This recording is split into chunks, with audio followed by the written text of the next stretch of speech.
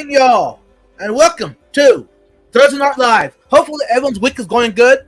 If not, hey, I'm glad you're here, and we'll turn that around and make it a good week for y'all. Of course, for those that don't know, we got TJ Articross, co-host / best friend, and we got Smokey Mariah here as well. So it's going to be a good night. What's happening, everybody? Thanks for joining us. So, how is your week, TJ? It's been good. It's been busy. Lots of stuff going on at work. We're back to 3 days in the office, and so the last 3 days was all in, and so that adds commute time and all that. So, but it's been good, making a lot of progress, and I'm just excited to have the opportunity. Now here we are on Thursday to hang out with you guys for a while. Nice. How about you, Mariah? How was your week so far? Been a long one, but it's been pretty decent so far. That's not good. Had some pretty aggressive dogs at work today, so it was a fun challenge. That sounds kind of. I'm sorry. My week, it was. Actually, I can say it was a good week. And nothing happened too bad, so. Nice. No, and you didn't have to travel this week. You were gone last week, right? Exactly. Did you get your sleep pattern back in order? No, not yet. This morning, I woke up this morning at 4 o'clock. So it's definitely not bad. I would say so. That time change and all that. Yeah. Anywho, it's okay. I'm going ahead and welcome everyone in here to the live stream. Hey y'all, I'm gonna go out to the chat fast, try to get everybody in, and then we'll hit the topic because our time frame ain't very big. So let's get at it. We got Sam here. Welcome. Hey Craig, good to see you. Bunny. Hey Bliss and Cats, welcome. Rachel, good to see you. Hey Skating Nona, welcome. Better Aquatics, hey y'all, welcome. Hey Mike Loves Live, how you doing? Hey, I missed you at the clash, bro. I thought you were going to show up, but I didn't see you. Hey Chris Aquazone, welcome. Fish Farm Link is here. Hey, for those that don't know about Fish Farm Link, Mod, you don't mind putting in the chat about Fish Farm Link so that everybody go check them out if they've never heard of them before. And all the newcomers, welcome. Hey June, only Oscars, welcome. Big Weasel, welcome. Hey Mister, welcome. AGZ, Aqua Gardens in, welcome. Garcia Aquatics here, welcome.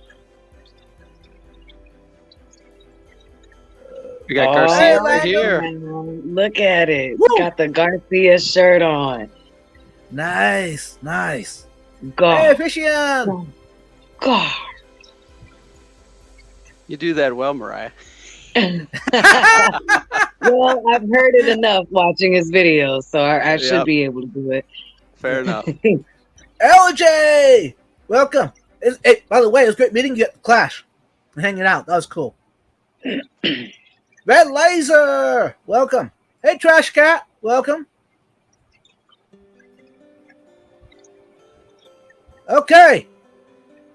That was fast. That was awesome. I'm down at the bottom of the chat. Welcome, everyone. Okay. Before we go any further, let's go ahead and hit the topic because I'm afraid there's going to be a lot of discussion about it. So, topic of tonight. Are you prepared for a tank crash? So, TJ, what is a tank crash? Yeah, so it's interesting. I think this was a great topic that you and I had talked about throughout the week, right? And when we're talking about a tank crash, and we don't know everybody in our audience, so try just to level set around, that is when we have a disruption in our nitrogen cycle, which is the cycle in our aquarium that takes ammonia that comes from many sources, including our fish as they breathe, food that maybe goes uneaten. All of that turns to ammonia as it breaks down. And we depend on a cycle in the aquarium. And when it gets disrupted, so it's not working as expected, right? So the ammonia isn't being turned into first nitrite and then into the much less toxic component, the nitrate. When that gets disrupted, those other compounds, the ammonia or the nitrite, tend to build up in the aquarium, and that can be harmful to our fish at certain concentrations. And so when we think about a tank crash, that's what it is. We're saying that cycle has disappeared in some regard, and so we're starting to see where those levels are starting to rise, and it has the potential then to impact our fish. Mm-hmm. Thank you. That was awesome.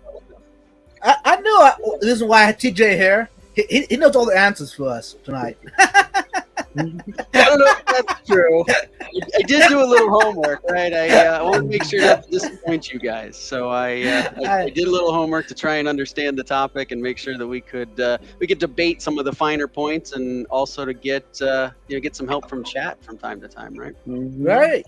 Hey, Fish Frenzy. Cody, welcome. Jeff Kane, welcome.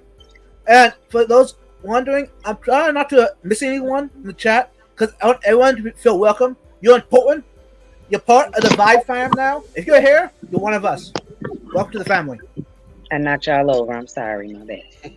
Hey, Paul Aquatics, welcome. Geek Boy, welcome.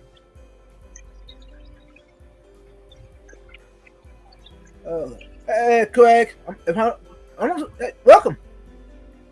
Looks like we also got ABS Aquatics. Yep, welcome. I just saw that one as well. Okay. All right. So basically, a tank crash is when the ammonia, the cycle has started over again.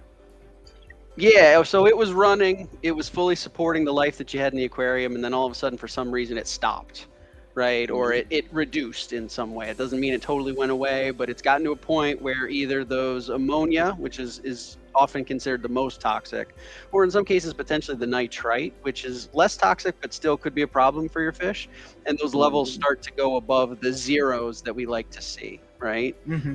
And so that's when we think about the crash, that's kind of what's happening.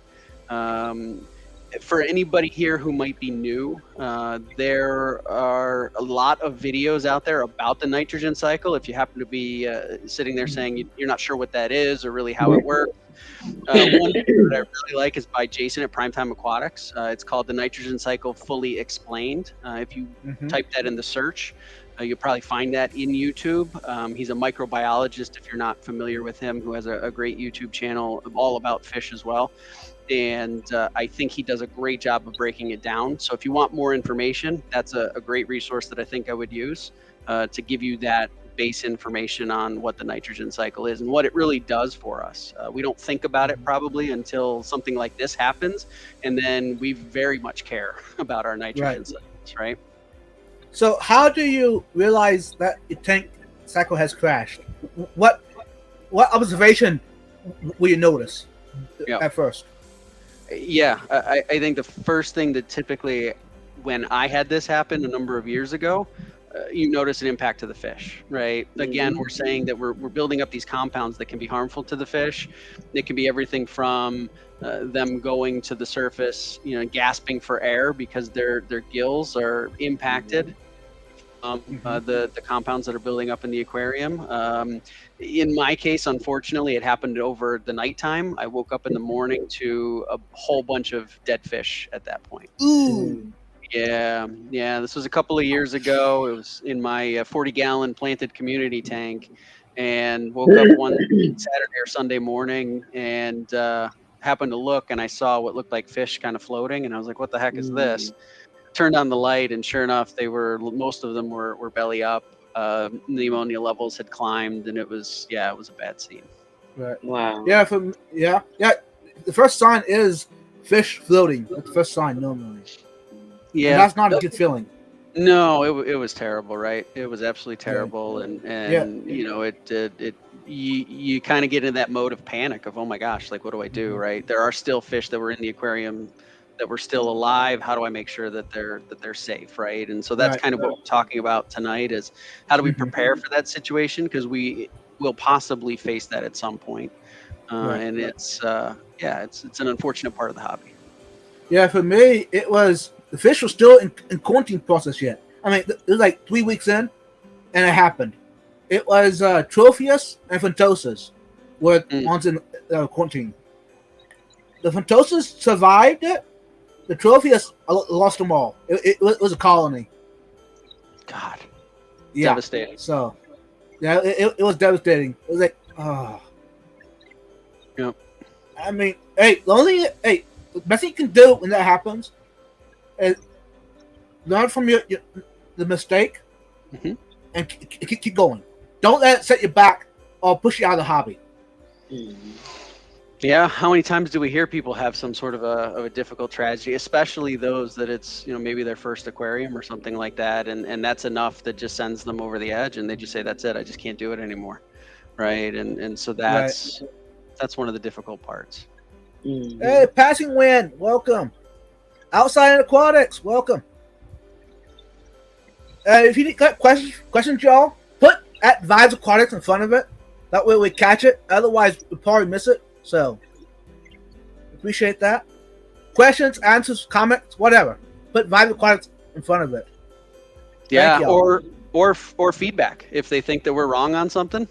Absolutely, yes. Let's talk about it, right? We're here to learn, right? The whole idea behind this is we're bringing a topic to the community, and we wanna learn.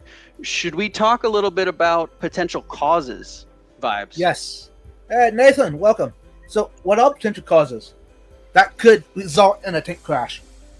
Yeah, so there's a lot. I think some of them are a little bit more far-fetched, I'll call it, than others, but the most common one is that you've had some sort of a fluctuation in your ammonia source, right? And that could be from a number of different issues. That could be you all of a sudden you went to the store, you wanted some new fish, and maybe you went a little overboard, right? You were going to go and you were going to get a small school of tetras, and you found 5 schools of tetras that you wanted, and the bacteria just wasn't quite there to support it, right? So that ammonia source got built back up. Now you've got more fish, you're feeding more, maybe you've overfed a little bit, and you're going to find that some of those, the ammonia is going to start to creep up and could get you into a bit of a situation until things kind of stabilize.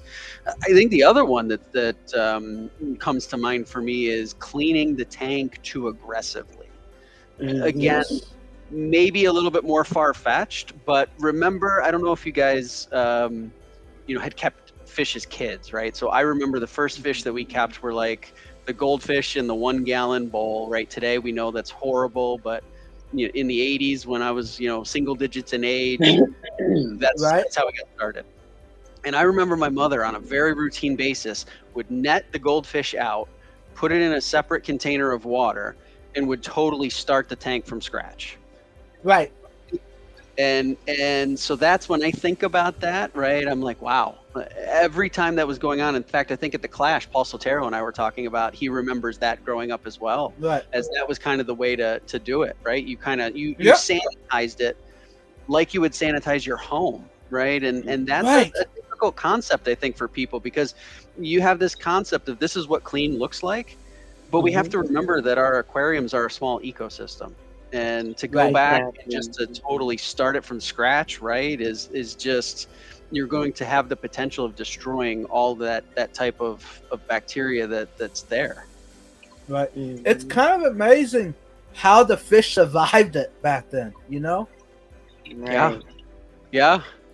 I don't know how, because today, if you tried to do that, you'd have absolute disaster. I actually have a friend of mine that was doing that quite recently with a 10-gallon tank. She had 2 fully grown angelfish in that were both males and couldn't figure out why they were fighting. Of course, one of them died. And she was, every time she was doing the water change, she was taking out everything, all of the water, the filters, rinsing the gravel and tap water, putting everything back in, and then just using water conditioning drops. And that the one angelfish is still somehow alive. Yeah. Yep. So that's a difficult one that in our head it makes sense. Even Craig, so Craig from our friend from Australia, he said he used to do that, right? So he even remembers that was kind of the way that Right. you cleaned aquariums. But I mean, we also know now that that's a great way to potentially impact that cycle. Doesn't mean it will, Mhm. but it really can. ABS says biodiversity is the key. Right, absolutely. Right. It's an ecosystem. We need all the little organisms, even the ones we can't see, but they're there. Right. And so making sure that they're there. Other things, and this is the one that I think that potentially caused the problems in my tank is there are some medications that talk about like the antibacterials that they could potentially impact your beneficial bacteria. Right. When I was kind of preparing for the session here, I started looking at some of the medication websites, and Fritz, when they talk about Maricin 2, it talks Mm-hmm. about how it's possible that it could maybe impact a little bit the cycle, and that you want to have a product on hand like a Prime or the Fritz version or many of the others that are out there that are supposed to help detoxify the ammonias and Right. the nitrates, right? So things like that, which again, I think that's what happened in my case. I was treating for a bacterial infection, and I kind of underestimated, I think, the impact it was going to have, and my fish unfortunately paid the price. Right. Uh, welcome, Pasonics. Good to see you. Also, uh, I just said hi to Diego. That's all. uh, hey, Stephen P. Welcome. Hey, Matt. Welcome. Matt, that's not what we're talking about. I don't have to worry about crashing. I don't let them drive. That's probably a good practice, though. That's a good point. Yeah. Mhm. Mhm. Because can you imagine how many tanks would crash regularly? Yeah, no, that's not something we need on the roads. That's for sure. One thing that can crash tanks also is chemicals in the air or on your Mhm. hands. You do tank maintenance. Say, Yeah. for instance, I have to use a lotion regularly. Here in Texas, my hands are very dry. Hmm. So lotion that can cause the same. Or if you have candle burning, if you have air freshener in your house, deodorant, Mhm. what you name it, any of that chemicals get in the water could result in a tank crash. Mm. Mhm. Yeah, they've talked about that. Febreze and some of those chemicals they've Right. talked about being potentially harmful. I didn't know And necessarily what they harmed, but it makes sense that it impacts any right living organism, right? now, most of those chemicals won't harm your fish as such, but if you have any shrimp, per se, Hmm. shrimp or snails, that will cause death in the tank. Um, there are some videos out there. If you can YouTube it, Grant, the garden eater, has talked about quite a bit about that, and Hmm. so I Yep, know something Nathan. that caused a crash for me fairly recently, a few months ago, um, was kind of along the lines of what you said earlier about cleaning too aggressively. Except it was there were like these little pockets, these little air pockets, gas pockets that were trapped underneath the rocks in the aquarium, and I frequently like to move them around and readjust them in the aquarium every week or every other week when I'm doing water changes, of course. Um, but this week it had been a little bit longer than I usually waited to do my water change. I was away for a while. So when I got back, I was doing my water change and these pockets had built up. When I moved everything, I saw it bubbling up to the surface. And I went ahead and did my water change as normal, as regular. And I noticed afterward that it was extremely cloudy still. Like even 2 to 3 hours later, it's way cloudier than it usually is after a mhm. water change. Hmm. So of course I was immediately in panic mode, and I went ahead and proceeded to try to do a little bit more, take a little bit more out. Put some chemicals in there, try to do the best I could to save it, but it was unfortunately too late, and I did lose about 90% of my fish after that. Mm-hmm. Because yeah, it was pretty bad. It was bad. It looked like someone poured a couple of cups of milk into the tank. Mm-hmm. That's how Yeah, so cloudy it was something afterwards. clearly wasn't right at that point. Right. Right, right. Which led me to believe that while I was away from home, the people that I had taking care of my fish were significantly overfeeding. Because I had never ever had, even there's been times I've gone up to a month without doing a water change on this tank, and it's perfectly fine. And I was only away for about 5 days, and to have that much buildup of that underneath those rocks was just mind blowing to me. So Mhm. that told me that there was a lot of overfeeding going on, Mm-hmm. um, and there was no maintenance being done while I was gone as well. So Yeah, there we Right. go. tough combination. Yeah, Only definitely. Oscars.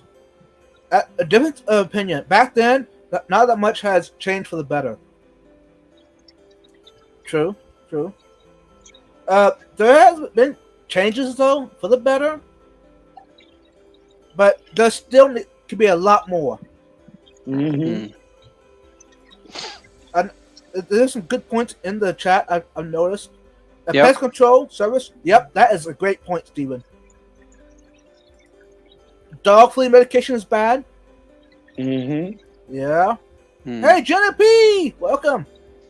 I thought Nathan Hovey had also an interesting situation that he talked about. He said before he took a break from the hobby many years ago, he never used anything other than chlorine remover, and never cycled a tank or anything until he got back here. He ended up losing at that time pretty much, a dozen fish. He said. Or at least a dozen fish, and he started to learn about the cycle and all of those kinds of things. So, yeah, I think I didn't know anything about the cycle when I was a kid. So I kept fish as a kid, and then when I got towards college age, there was no way to sustain it. So I took a break then, and then I got back into the hobby in 2020. And yeah, this is the time now as I was doing research and I started to learn about all these things. And I do aquarium keeping in some ways extremely similarly, right? And in Yeah. some ways very differently than I would have done back then. Yeah, and also today the availability of knowledge is out there Mhm. versus back then. Hmm. So Yeah. in that case, it's a lot better in that case. Yeah. We didn't have a community like this, right? I remember as a kid, I was a reader of Tropical Fish Hobbyist magazine, right? And that's where the source of information came. Anything that happened that was emergency based, Mm-hmm. there was no way to really go. And I didn't have, look at that. Yep. Yeah. It was Yeah. books, right? It was those Yep. kinds of things. That was it. Mm-hmm. Oh yeah, I've got an entire collection. Trust me, I know exactly what you're talking about there. Mm-hmm. Yep. Yeah. So Yeah. That's right. nice. So, how do you prepare for it? What can we do as a hobbyist? You ready for it? Well, I mean, I think it's probably the best thing to do for it is to try and understand it, right? Which I think has been the first part of our discussion tonight, and understand Right. what are the potential pitfalls and causes that could come, that could create that situation, Right. I would agree. right? I think that's important, is to try and understand it. I don't know that you're ever What's prepared caused for it, it? right? Yeah. But it's more in my mind on what are the action steps that I would take, right? And so, Mariah, in that situation where you had that happen, Mhm. what action do you remember taking when you had that tank that had all of that buildup and the milky consistency of the water, and now sometime on, as you've grown as a fish keeper, would you change what you did at that point? I definitely would. Considering the amount of time I had gone away, even though I didn't know, obviously that was going to happen, or be aware that would be a situation that could happen at the time. Definitely, first thing first, I would make sure to have professionals taking care of my fish while I'm away from home. First step. Hmm. Um, Second thing, if I wasn't able to do that, I would definitely say instead of moving everything and picking it out the way I did, since I was gone for that period of time, I should have anticipated the possibility of overfeeding and an ammonia spike or those pockets of buildup, and instead just kind of tried to get my python down there as close to it as possible and pull it directly out from the python as opposed to allowing it to get into the water column. Yep. Yep. Yeah. In your case was a bit interesting in the fact that you saw visually something in the water change, Mm-hmm. right? Where in a lot of cases, I think it tends to be fairly silent until all of a sudden your fish start to show the signs of impact from it, or you happen to maybe test right on the right Oh, day. they seemed immediately stressed, and that was Yeah. something that was also shocking to me was when after the water change. Of course, our fish are a little bit, on edge and a little bit stressed out during Yep. maintenance and certain processes, but they were all down at the bottom, just kind of very slowly breathing, just chilling out. And I as soon as I saw the color of the water and that behavior, I immediately knew that something was up. Which I Yep. kind of figured as much when I saw the pockets kind of bubble up to the surface after I moved them.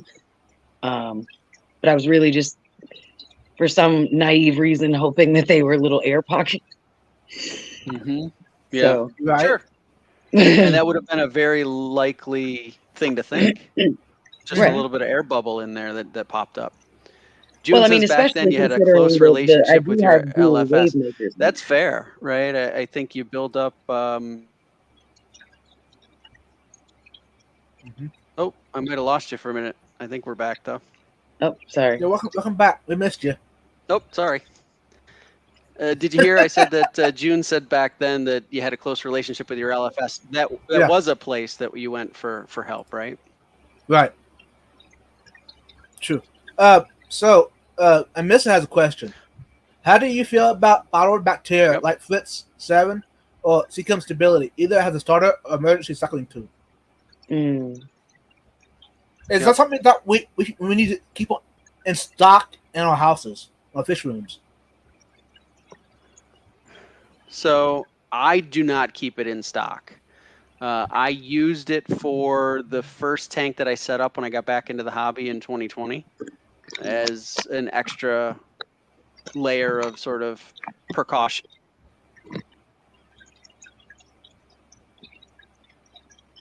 I also don't keep it in stock. I typically Um, just keep prime for the most yeah. Yeah, part. Yeah. same. But should we be looking at it differently? Should we keep it in stock? Yeah, it's probably one of those things, Ray Vibes, where like medications. We hope to never I use them, agree. but we do tend to keep them around. So Hmm. I think it's up to each of us as fish keepers to decide what is our level of comfort with not having it in stock if you felt like it was Right. something that you needed. I can't say that I have any data that tells me that it works, and I don't have any data that tells me that it doesn't work, right? But I Hmm. know I've heard people who said that they believe that it does. It certainly has some sort of a when you dump it in the tank, it has an aroma, so there's something organic and natural about it, right? Mm-hmm. Um, Definitely. but so I think we've all got to kind of decide sort of, is it something that we want to use in our arsenal? And then if so, is it something that we would want to have, in that emergency situation? It probably wouldn't be the first thing that I would jump to, right? In a case Right. like that, the first thing that I would think about is you got to do a water change, right? We got to Right. dilute whatever is the issue, Mm-hmm. get it out of there, get the fresh water in there, Right. Exactly. right? Maybe start to do a test at that point and see after the Hmm. water change, are we picking up That was any of those exactly one things? of the first steps I took. Mm-hmm. Right. Yeah. Try to And then cycle out after some more of that, that water.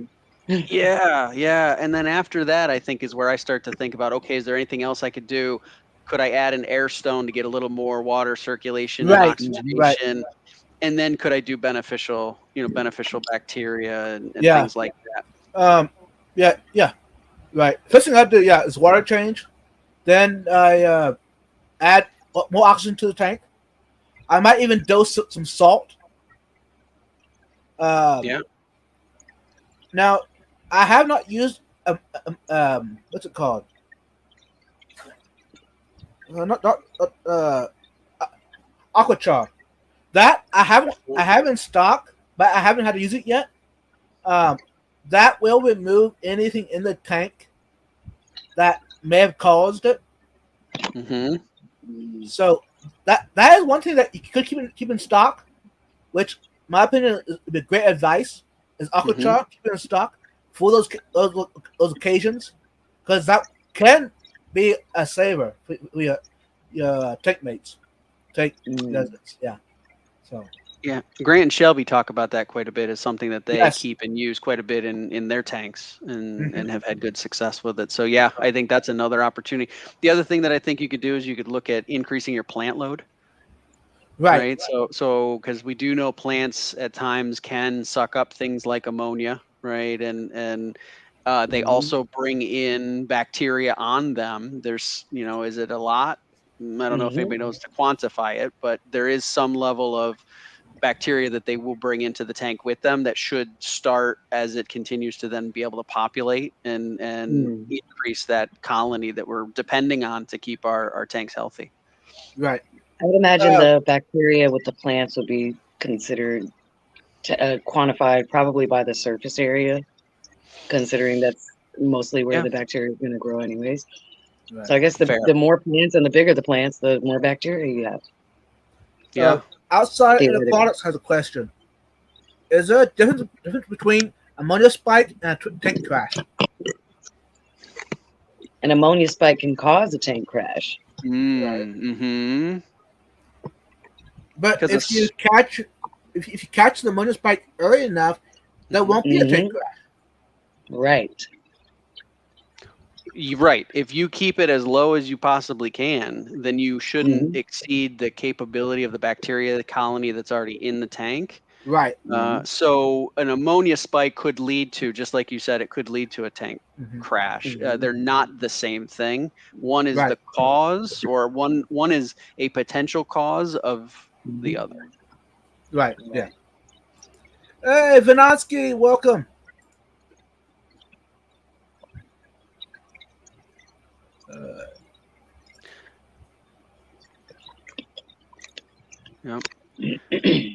Fernando fishing tank decks. He says he's got extra tanks with nothing in them, ready to drop at a moment.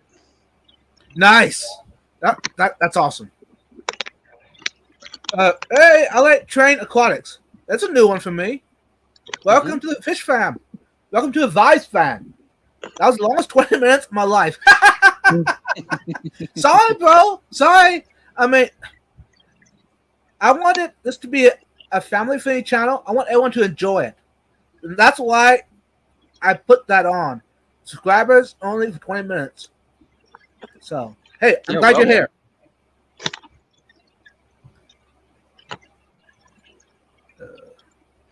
Yeah, so go ahead. Are you ready for the next part of the stream? Or no, sure. Yeah, let's jump into it. Okay. I lost my water bottle. Oh, no, I didn't. That's not good. I found it. Crash versus crack. Is there a difference? And which is worse? A tank crash or tank crack? Or a broken tank? Yeah, right. I think they both are things that send shivers down the fish keeper's spine. I agree. Personally, I would say, in my opinion, a crack would be way worse. Especially if it's not blown out at the seam. If it's like an actual crack in the glass on the panel itself or even on the bottom, definitely a crack. Especially if, I would say depending on the severity of the crack. If it's repairable, maybe not so much. Um, an irreparable crack, absolutely not. I believe if it's an irreparable, if we're talking about a something that cannot be repaired, I would definitely say a crack is worse than a crash all the way. Yeah, yeah. So I think it's different levels of severity in my head, right? If it's a tiny little crack that maybe just has a little bit of a drip and it's not like an instant mess disaster, Mm-hmm. I might pick that over a true crash that, is devastating loss of fish. But Mm-hmm. yeah, ultimately I think for things to go bad beyond the fish tank itself is the crack, right? You figure 40 gallons on the floor is no joke.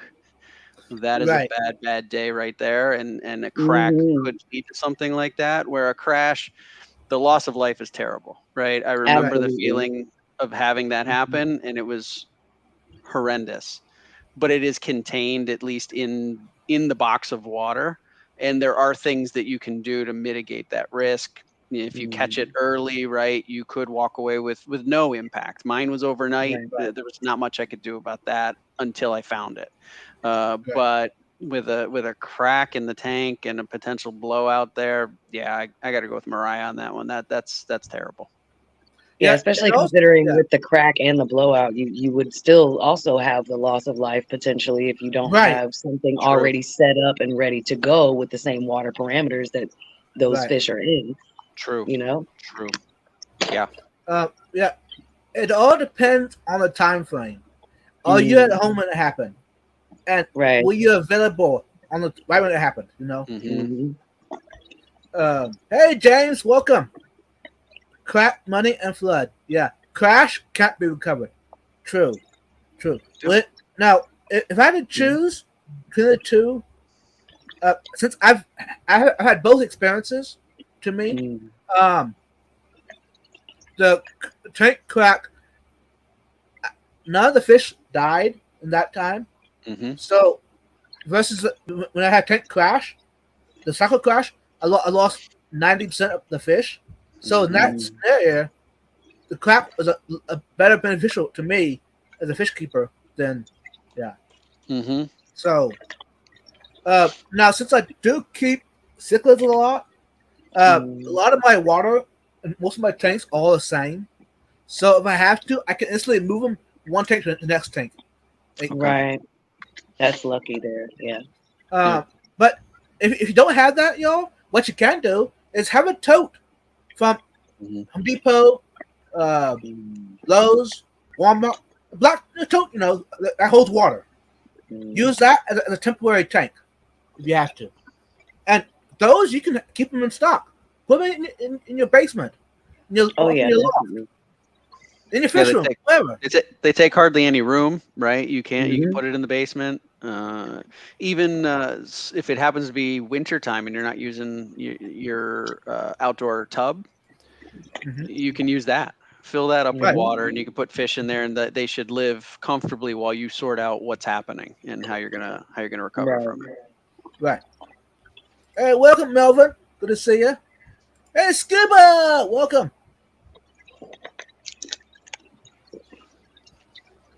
Um, and Scuba Steve.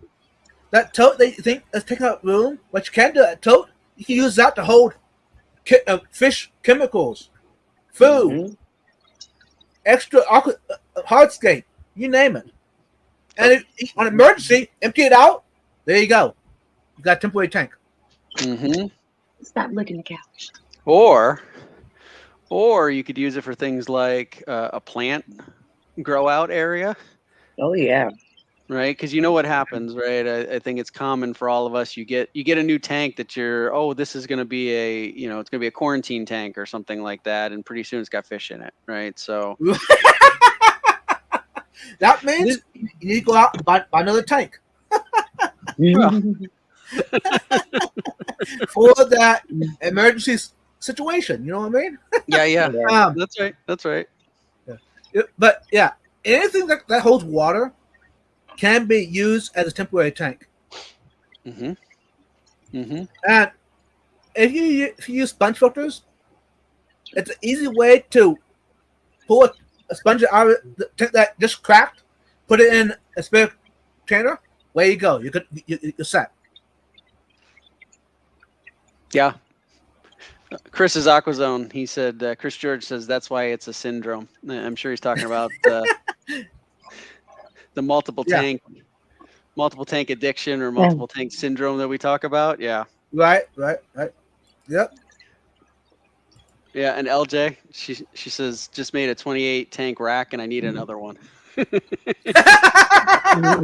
Just one more. Just one more rack, which apparently leads to 28 tanks.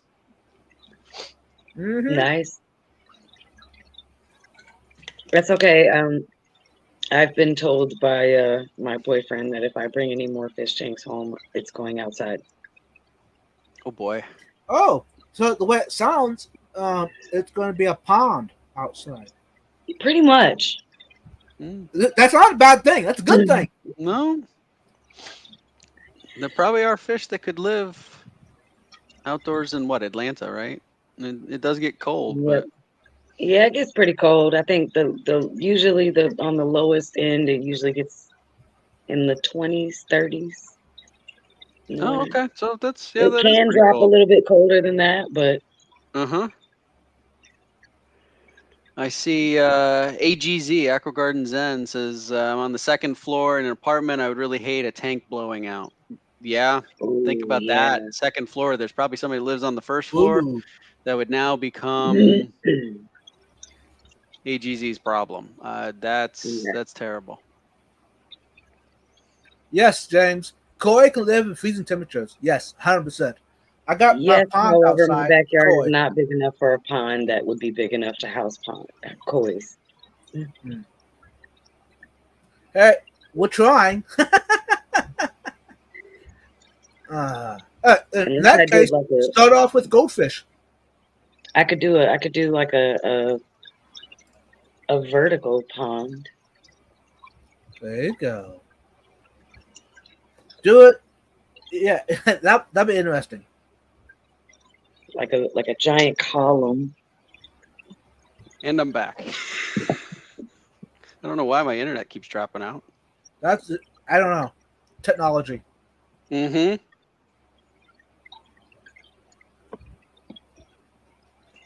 Hey y'all, this is gonna be good. And Missa, how about you said I couldn't do any more tanks unless I filmed the build?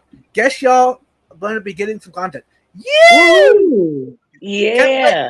All right. Good. That's all upside right there. Right. There is nothing bad about that whole deal. I would Right. agree. The only problem with that can also potentially be another syndrome. There's no question, right? There's no question that none of us are immune.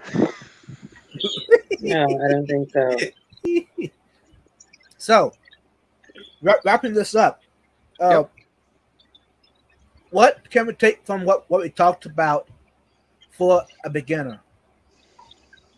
Basically, make it easy for beginner to understand.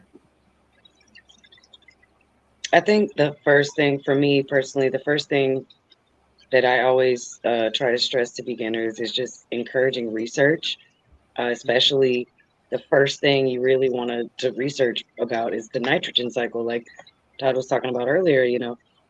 If you are aware of that cycle and know the process, it will make you a little bit more prepared going into it, how to keep that process operating at an efficient level. Mm-hmm. Yep. Yeah, I think it's also important to think about the possibility of that happening in some way so that you know how to react.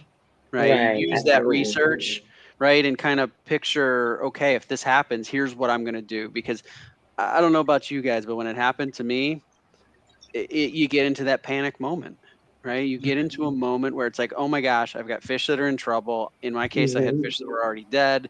What do I do? And you kind of are, and again, it was first thing in the morning. I had just woken up. Things just looked weird in the tank. you're not totally alert and like you would be in the middle of the day type of thing, and it's you kind of jump into like a mode of I got to do something. That's where you need to take a breath. You need to take a breath. You need to understand you've done your research. You understand what's happening. And I think the first thing is the water change. If you're going to Yep. do one thing, do a water change, test. If you're still finding that there's an ammonia issue or something like that, do more water change. It'll be Mm-hmm. far better for the fish if you can minimize that as much as is possible. My normal water changes are 50% as it is. The fish do Right. fine. They like it. Now, Mhm. granted, I don't have some of the very finicky fish. I don't keep salt water, right, and things like that, where maybe that's kind of counter. But the Mm-hmm. types of fish that I keep, they react just fine. And if I needed to go more than that, I'm confident that they would handle it. And again, it would be a far better situation than having some sort of a compound or an issue in the aquarium causing a problem. Right. Right. Um, and tell you what, y'all, I do have discus behind me, and I do an 80% change water change every week. 80%, no issues. Wow. Okay. I've So, I've I've done 70% on this tank mhm. quite frequently, like almost every week. But I've cut but back recently to about 50%. but just because we're doing it doesn't mean that you should. It's working for Right. us. So do your research. Take it slowly. Yeah, and I Hey, think the other Big thing Easy. that's, oh, sorry, Vibes. I'm just welcoming a Big Easy support group to the live stream. Welcome. Go ahead. Yep, thanks. So I was just going to say that the other thing is, as we provide this information, this is from our experience and from a little bit of our own research. It doesn't mean Right. that we're the experts in this category or that we know all the Mm-hmm. potential angles, right? I think we probably all, I feel like I know enough to kind of maybe just slightly be less than dangerous, right? And it's Mm-hmm. still a situation of constant learning and trying to figure out what in this scenario do I need to do. So I don't want to come across and have everybody say, well, that's what I'm going to go do because it Right. works for me. You need to figure out as a fish keeper what works for you.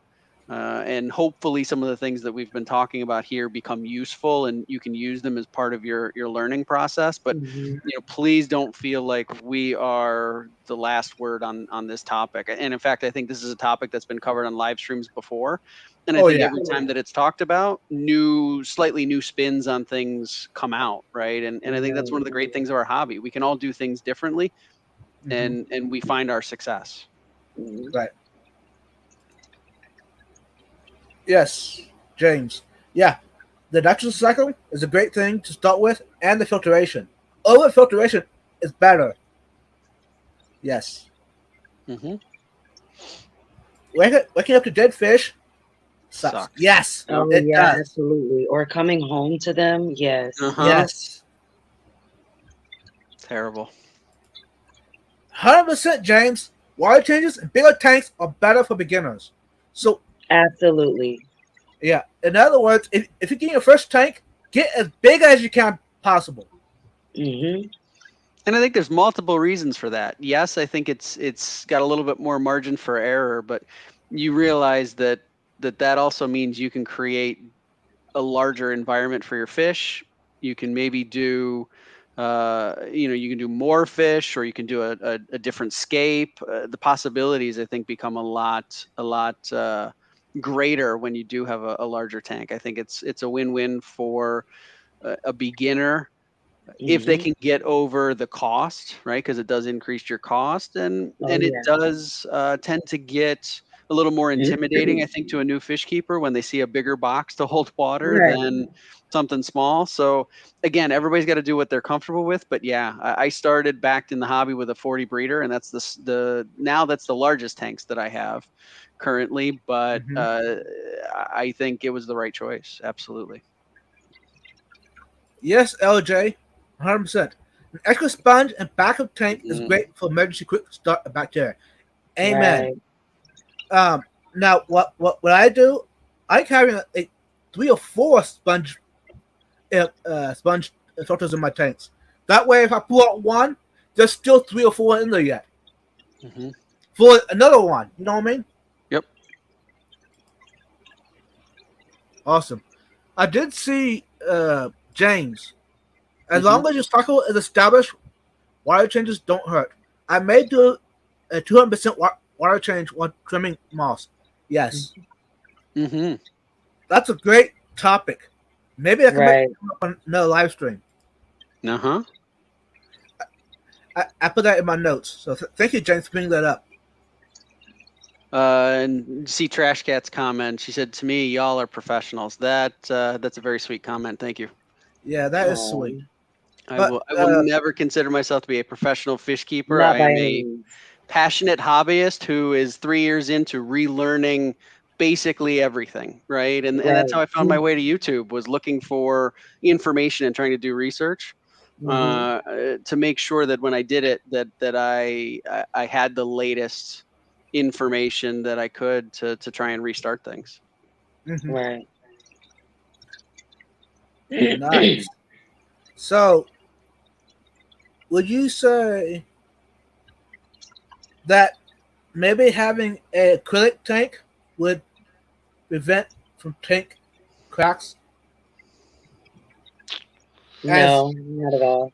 Uh, I don't think it would totally prevent it, because I think it even though it's a different material and there aren't the same seams like we would see in a glass tank, mhm, I think that the acrylic at some point is going to reach the end of its useful life. And I Hmm. think they're also, and this is where I am not an engineer, but I believe they plastic weld the corners in some of those acrylic tanks, right? And so you have Right. to believe at some point that's only so good. Now you don't hear, not to say that acrylic tanks have lots of issues, because I don't hear that, but you have to believe that at some point there is a failure mode that I think an Hmm. acrylic tank would go through that would create a situation like that. Is it less likely? Maybe. That I don't know. I've never had an acrylic tank, but I've done some research, especially when I was buying new tanks, to sort of see the difference. I don't know, Mariah, if you've had anything acrylic before that you've had experience with. So I've never personally had an acrylic tank. I prefer glass tanks in general. I think they look better. They they look better and they last a lot longer in my opinion. Mm. Just from speaking to a lot of people that have had acrylic, and also in doing my research and watching several videos and just reading what I have. Um, you're definitely right about the plastic welding. Essentially, they use a bonding agent, and when Hmm. they put the two acrylic panels together, it essentially melts the acrylic to the other acrylic. Yep. So that's how you get that seamless look, as opposed to having silicone as a bonding agent. But I would say, from listening to what I've heard and what I've seen, I would say glass would probably be more reliable. Hmm. Um, as far as the seams goes, of course, we all know that glass is a lot easier to crack or break on a panel. mhm. Um, but as far Hmm. as the seams and the longevity of lifespan, I would say glass over acrylic. Mm. Mhm. For instance, the tank behind me is 23 years old. Oh wow. It's a handmade tank. It was somebody custom made it by hand. They found the glass panels and put it together. It's been scraped and resealed, Mhm. and it's got a couple of tiny little scratches here and there, but you can barely even see them on glass, honestly, Hmm. unless it's a really gashing, like a real nice gash of a scratch on it. Yep. That's also another thing I would say too, is that I think acrylic is way easier to scratch and ding up, and it fogs up way easier over time as well. Yeah, Yeah. Stephen P commented that he said that he knows on day one he'd end up scratching an acrylic tank, just kind of like what you were Hmm. talking Yeah. about, Mariah. Yep. I agree. And I don't know. I mean, of course, you guys wouldn't know, but any of the ladies in the chat that's ever had acrylic nails, you know how easy it is to scratch that material. It's the Mhm. same concept with a fish tank. Mm, It's Right. okay. extremely easy to scratch or mess up. So even choosing your decorations and substrate when it comes to the tank, and even sometimes the fish is extremely important with acrylic tanks. Mm-hmm. MB Reef, welcome. Uh, does anyone know? I think Ed's going live next, right? He is at 9 o'clock. Yeah. Okay. Uh, what should the hashtag Nine be? o'clock here.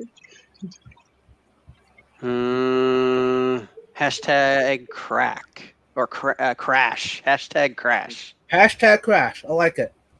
And Um, I actually am going to be joining them as well. So I will be up on panel when we get done here over on Ed's stream. So hopefully everybody nice. Oh, Wow. wants to jump over there. Yeah. Look who's famous now. Mm, no. panel I hopping. am lucky to have the opportunity to join this stream, right? Vibes on a regular basis, and then when I can join others, when there's a need and an interest, I feel like I'm the fortunate one there. Right. Um, no, I was going to say something, but that can be talked about later. Ah, Stop licking the I've had couch. a 240-gallon acrylic tank for 20 years. How long is the life of tanks at 20 years? I Hmm. have no idea. That's a good question. I'm not sure. I would just say, but I have no idea. I'm by far not, by no means am I an expert when it comes to acrylic or glass per se, even at all. It's just, just an opinion thing. And like I said, based on what I've heard and talking to people that have had acrylic tanks, I've heard a lot more blowouts with acrylic as opposed to glass. So I have Mm. no idea. Mm-hmm. And then Amisa says you can't use black diamond blasting sand in acrylic. I would say that probably also extends beyond just the black diamond blasting sand, right? I think Hmm. it extends to really Certain anything types that's of got gravel.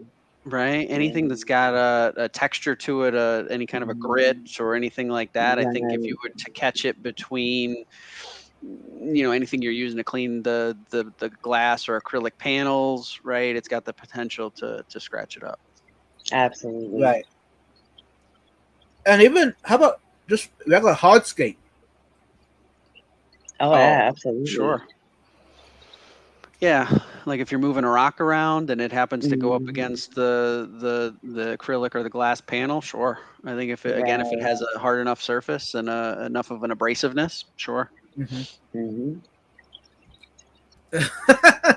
So roll the dice. Yeah. Um, Pretty much.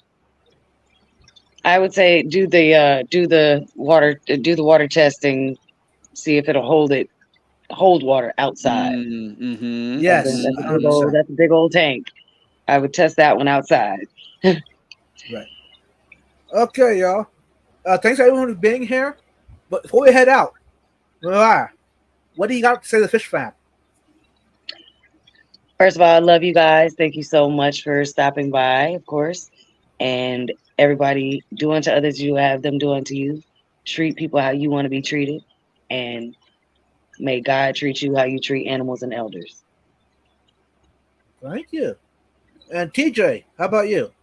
Yeah, so I think Mariah did a great job with that. I would just say that thanks for everybody coming here, and I want to thank both of you for the opportunity to be here. This has been a lot of fun, and I'm looking forward to hopefully a lot more. Yes, 100%. Definitely. Thanks everyone for being here.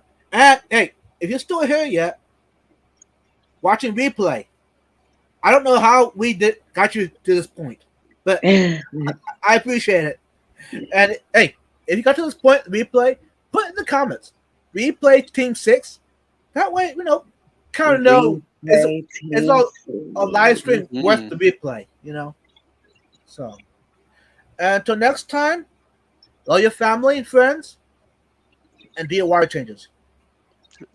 Bye, all. Bye, Bye. y'all.